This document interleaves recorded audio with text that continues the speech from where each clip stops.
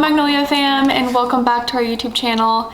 If you are looking to level up your self-tanning routine, or maybe you are a beginner and you just want to know some tips and tricks on how to achieve a natural looking tan, then keep watching. I feel like I was born for this tutorial. I literally popped out of the womb, my mom handed me a tanning mitt, picked out some tanning lotion, and I got to work.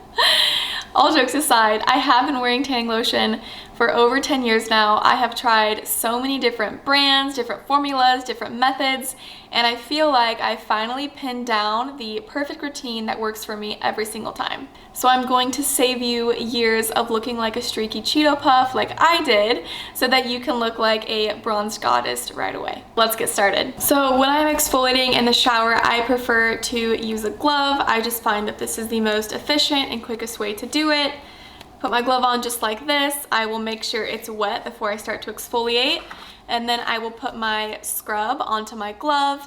St. Ives is a great brand to use for your body. Do not put it on your face because it's a little harsh, or you can actually make your own. Sometimes I use coffee grounds and coconut oil and just mix them together. And then after I exfoliate, I shave as well, just because I want a smooth base before I apply my tan. After I'm done exfoliating and shaving, I will apply lotion to kind of create a barrier on the extra dry areas of my body. So I will take some lotion.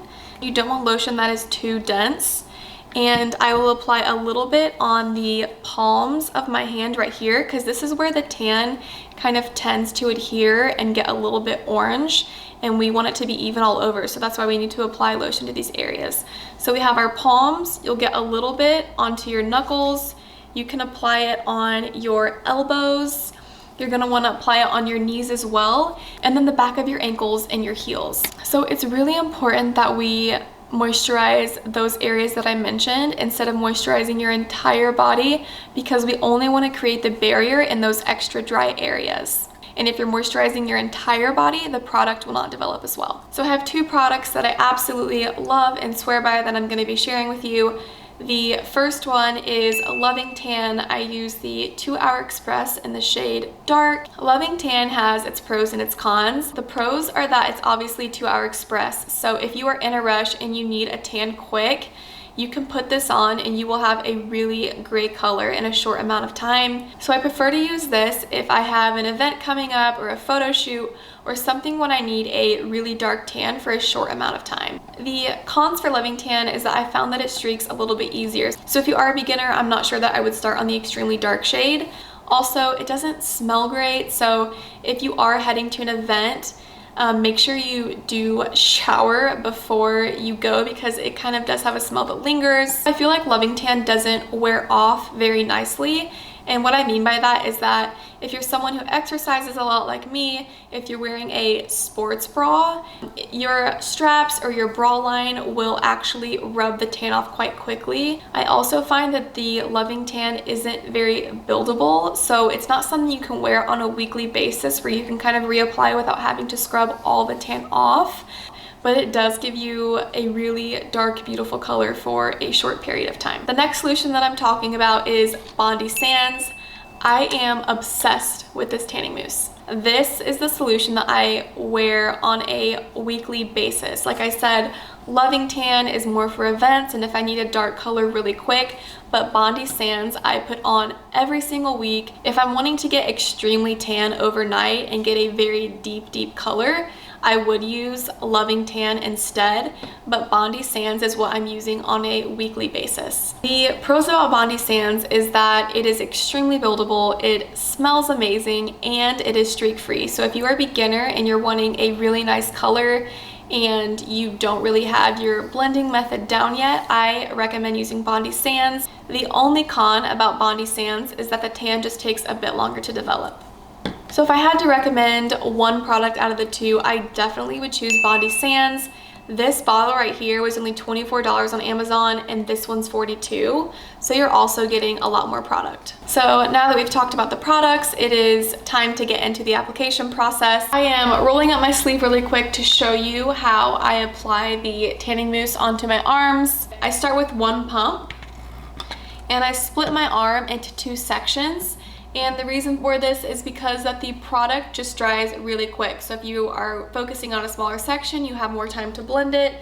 So I'll start up here, and I kind of disperse the tanning lotion evenly around my arm, and I make sure I am rotating my arm so that I'm not missing the under area. You can also raise it up in the mirror to make sure that you're getting the back side, because it can be really difficult to make sure you're getting all areas of your arm. You really want to be careful around the armpit. I barely graze the armpit with the tanning lotion because your armpit can tend to look a little bit more orange with tanning lotion. And then after I'm done blending, I usually just rotate my arm around and make sure I didn't get any streaks in the mirror. And then I will move on to the bottom part of my arm. Same thing, one pump, and I will tap the product around my arm, and then I will start to blend. Again, circular motions. Be really careful around the wrist area.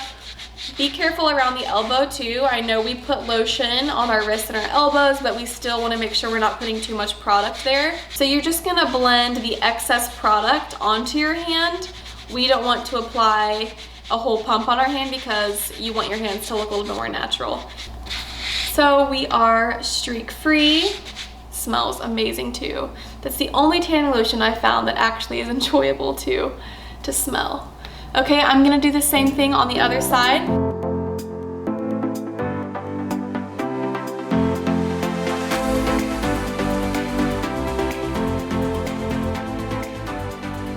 So now our arms are freshly tanned. We are moving on to the legs now, and just like my arms, I like to tan my legs in two sections. So I start with 2 pumps above the knee, and I just really work the product into the front of my thigh, the side of my thigh, and the inner thigh.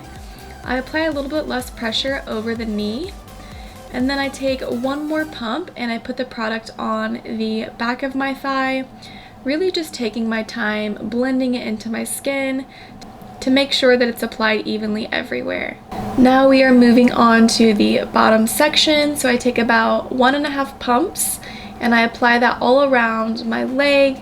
I'll work the product into my calf as well, just making sure it is applied evenly. Again, lightly grazing the knee, and also making sure I take that product onto the back of the knee. We don't want to forget that spot. We're going to take a little bit more mousse and start on the other leg. We're doing the same thing on this side, working the product into the front of the thigh, gradually into the inner thigh, and just making sure it's blended evenly. Typically, I wouldn't put my tan on while I'm wearing clothes, but I wanted to show off this cute tie-dye set that is now live on our site. It is so comfy and the colors are so bright and happy, which makes our tan pop even more. Okay, so our arms and our legs are tanned. As far as application on your chest, it's pretty self-explanatory. I take just 1 pump and I will work it into circular motions on my chest, just like this. And then I'll do a 1/2 pump on my neck, and I will gently push it up into my jawline. I do not use the mitt on my face. I will get to that later. You also want to make sure you're working that product onto the back of your neck, because if you have an updo, you want to make sure that your tan continues around to the back side instead of having a line on the side of your neck. Similar to the chest, the stomach is pretty self-explanatory. I usually put 2 pumps on the mitt and then work the product into my stomach and around onto my sides. When you are tanning your back, if you have a roomie or a bestie or a significant other that you can put through tanning training camp, that is amazing. They'll just tan your back for you and you're a-okay. If that is not the case, there is an applicator that I saw online that actually allows you to tan your back yourself. I haven't personally tried that one out yet, but I may purchase it on Amazon just to see how it works. Other than that, just do your best to reach and get the back of the shoulder blade, because that area will show if you're wearing a tank top, and you just want to make sure that that tan is even along your back. Last but not least, we are moving on to the face. I have foundation on right now, so I'm going to go ahead and wipe that off and pin my hair back. When I apply self-tanner on my face, I always use a flat kabuki brush, and this is because I feel like the product blends a lot better into my skin. And after you've rubbed your mitt all over your body, it just kind of grosses me out to use it on my face, so that is why I always use the makeup brush. and it just gives you a really even tan. I do not put much on my face at all because you can always darken your face with foundation, but once you put too much self-tanner on your face, it can be really hard to recover from that. So I put a little bit on my forehead, and you want to make sure that you are pushing it up into your hairline just like you do with your foundation, because the last thing you want is a white ring at the top of your forehead. So I push it all the way into my hairline. And again, I don't put much on my face at all. It's just nice to have a little bit of color so that your face matches the rest of your body. And for people that have really sensitive skin, I know a lot of people will just buy a shade of foundation that matches their body when they self-tan. If you have sensitive skin, that's also an option. Okay, I literally put this much on, just a tiny, tiny bit. And then I will go in on the cheeks. And I don't put any of this under my eye because we're putting concealer there anyways when we do our makeup, and I just don't want my under eyes looking dark. Same thing that I do with foundation, I rub it onto my ears and then I will pull it down into my neck to match the tan that we applied on our neck. In circular motions. The nose and the upper lip will soak up the tan much more than other areas of your face. So it's really important that we don't apply too much product there. Just gonna do the other side, just a tiny little bit on your brush, and then you're going to blend in. You really wanna make sure you are washing your face after your tan has set before you apply your makeup, because it will build up and make your foundation look a bit dirty. So please make sure you exfoliate before applying your foundation. That is all for today's tutorial. If you enjoyed this video, please give us a big thumbs up and don't forget to subscribe to our channel to see more videos. I'll see you guys next time.